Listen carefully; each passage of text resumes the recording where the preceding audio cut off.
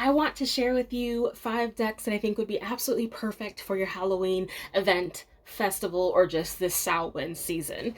So, first of all, my first one is actually not a tarot, but it's an oracle. And I love this deck so much that I use it all season long. And this is the Halloween Oracle by Stacey DeMarco. And the reason that I love this deck in particular is because of the artwork. I believe it's Jimmy Fallon, not Fallon, Jimmy Manton. Jimmy Manton is the illustrator, and I fell in love with his art style and his artwork. So these are high glossy set of cards, but the imagery is a bit just stunning to me, and I can't talk about him enough. I want to live in this world that he has illustrated and described. And so yeah, you can totally see the deep gloss reflection. So taking images will be a beast, but it is a gorgeous set of cards, and I'm quite a big fan of this set.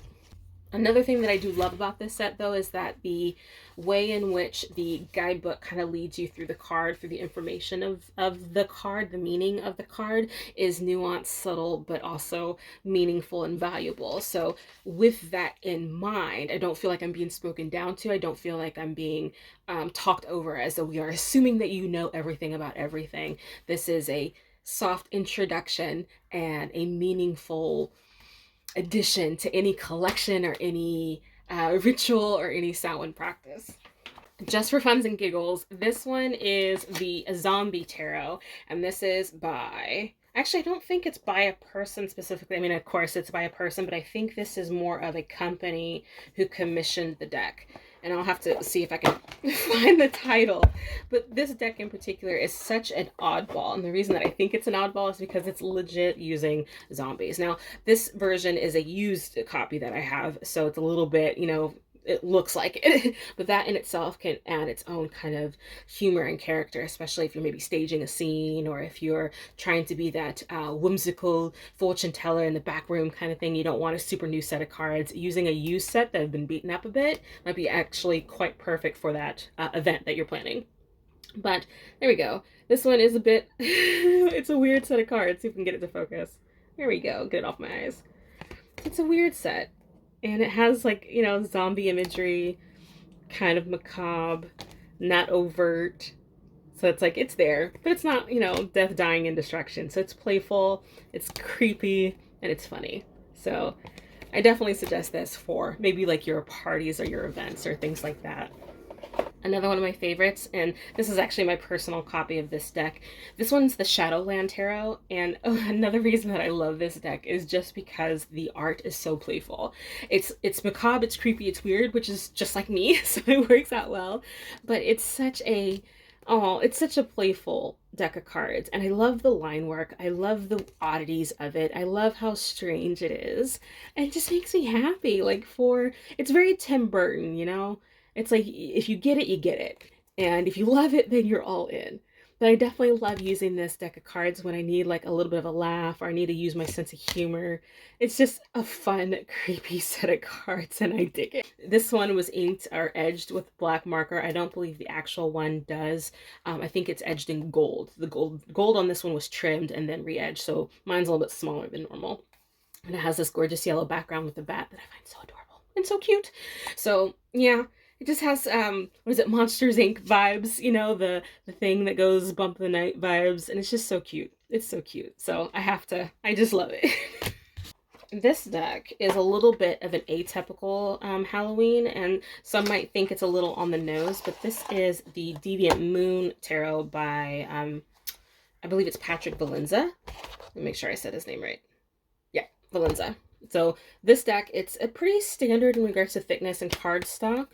The back is, not super distinctive, so it kind of makes it easier to kind of meditate on the cards or kind of zone out while you're pulling cards without getting super distracted. But the art is weird, and it's awkward, and it's unusual. And this is the deck actually that I used to give my first readings ever. Like ever.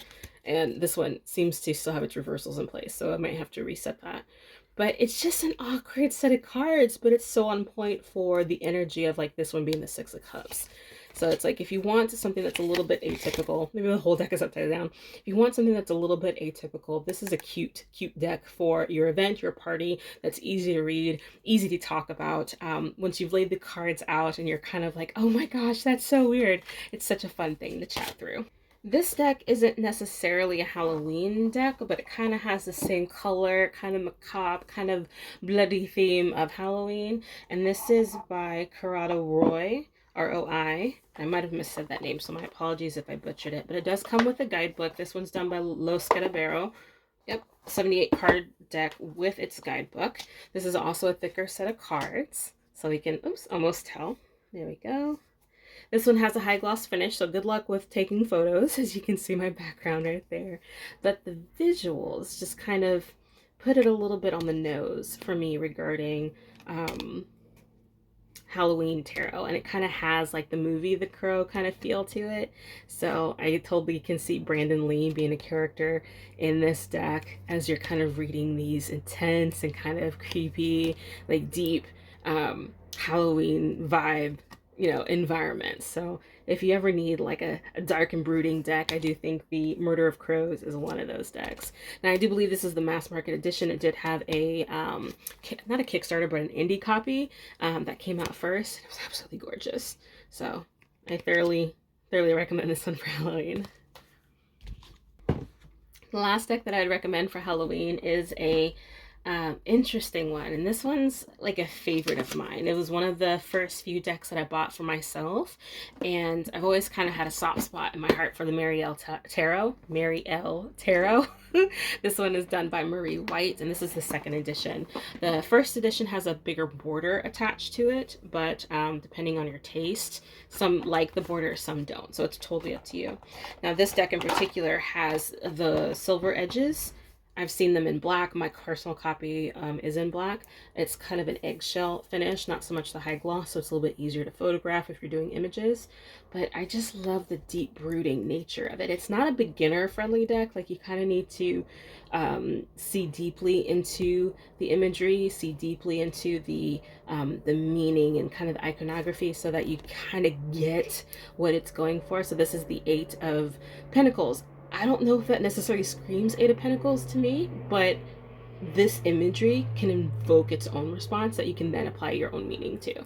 So I really like this deck for those reasons. And the paintings are just phenomenal. Like, this woman hand painted all this. So I'm impressed. I'm impressed with that set, and I would always recommend that one as a Halloween favorite. All right, Trinkets, so those are my 5 favorite decks for Halloween. If you had a favorite, totally let me know in the comments which deck you would run to as your favorite for this Halloween. I think mine might be the Marielle. Take care. Bye. Hey Trinkets, I just wanted to say thank you so much for the opportunity to chat with you. And if you'd like to continue the conversation, come and join us over on Facebook or over on Patreon, where we can do twice monthly psychic sessions and you can stay in the know regarding all things the Ancestral Keys Project. If you don't know what that is, come and find out.